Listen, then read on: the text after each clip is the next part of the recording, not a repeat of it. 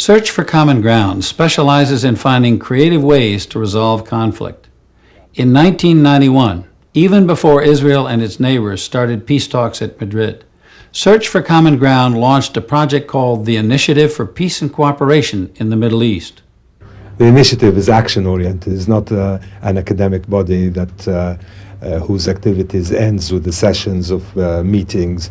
Well, initiative has started something really very creative, which is to start a dialogue between peoples of the region and between really peoples who have never had a dialogue before. Here, for the first time, I experience a kind of atmosphere, a kind of a spirit in a conference, in a gathering, which permits people to open themselves up without reservation and speak out of their heart.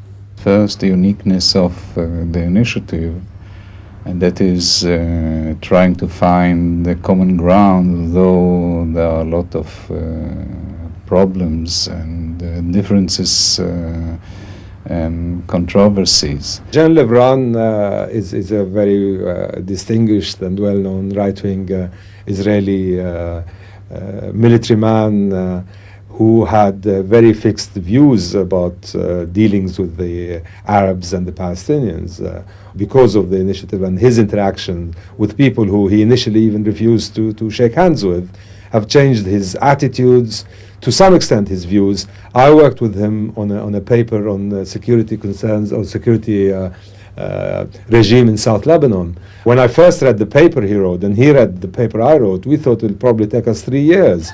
And it took us 2 days, because this process develops a certain logic which is inherent to it and which will make things happen. And it's also a paper which one day will emerge as predating history or the effects on the ground. I have great fondness for Jean Levran. I think he's an honest man.